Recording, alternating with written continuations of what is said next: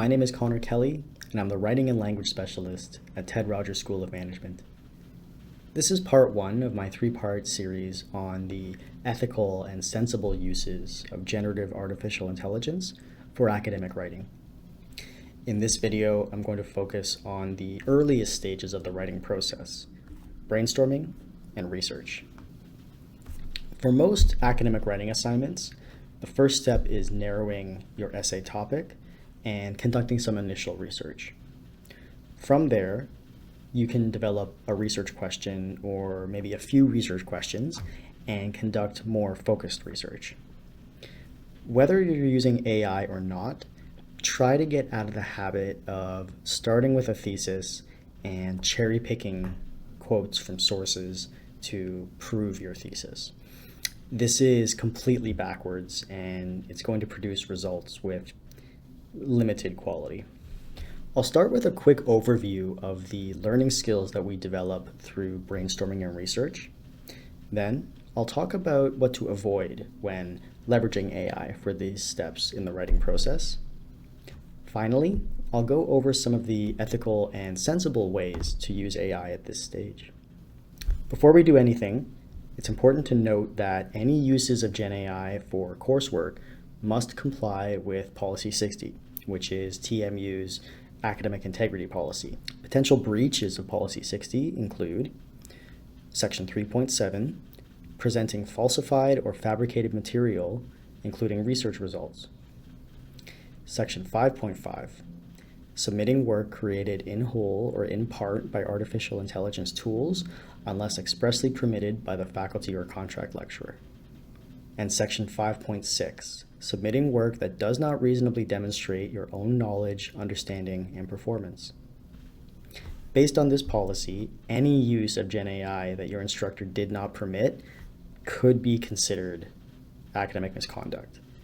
And that includes brainstorming and especially research.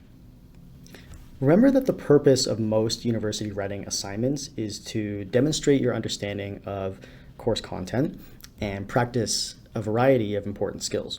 In the brainstorming and research phase, the key competencies that we are practicing are creative and lateral thinking. Can you come up with an original research question? Can you approach the topic from a unique or innovative angle? Course content knowledge. Can you connect the dots between different topics or themes that you've studied in your course? And research. Can you find, compare, assess, and then communicate new information about a specific topic or topics?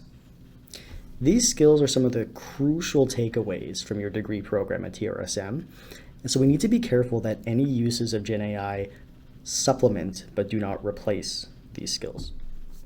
I'd also like to point out that the TMU library has a wide range of exceptional supports for your research process, including subject research guides for nearly every topic that you can study at TMU, with detailed descriptions of key databases and research conventions, guides for APA, MLA, and many other citation styles, research appointments with TMU librarians to help you navigate your research projects, and workshops to introduce you to helpful research tools and develop your research skills. The library should always be your first stop for assistance with your research projects, whether you are permitted to use AI or not. Now, you might find that some of your instructors are a little more comfortable with AI use at this stage of the writing process compared to drafting or editing. Still, even when AI assistance is permitted, there are some restraints you should put on yourself to make sure that you are maintaining academic integrity and achieving your course learning outcomes. Don't use Gen AI to brainstorm a thesis statement to use as a starting point. Like I said before, this is totally backwards. In a research paper, your argument or your thesis develops from the research that you perform, not the other way around. Don't use LLM chatbots like Gemini or ChatGPT to find sources. There's a few reasons for this. For one thing, they don't have access to licensed databases the same way our library does, which means that the sources that they pull may not be up to date and they may not be the best available scholarship on that subject. There's also the issue of bias and hallucinations, which again could result in unreliable sources being suggested. AI chatbots also can't find useful sources by accident, which is something that a skilled researcher can do using a variety of strategies. Lastly, there's also the black box problem.